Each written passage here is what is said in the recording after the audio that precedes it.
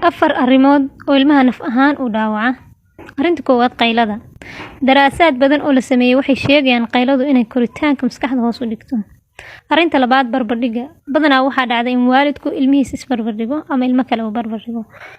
Arrintan kalsoonida ilmaha isku qabay ayay hoos u dhigtaa. Ilmuhu way kala caqli duwan yihiin, kan meesha uu ku fiican yahay iyo kan kale ku hooseeya, kan kalena si la mid ah.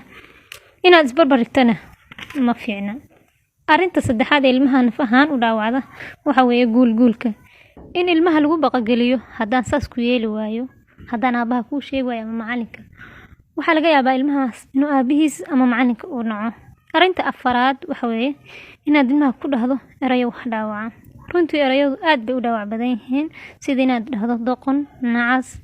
Ilmuhu markay yar yihiin wax waliba oo lagu dhaho waa ay duubaan oo sida ay tahay ay u qaataan. Malahan maskaxdooda qayb wax kala socda.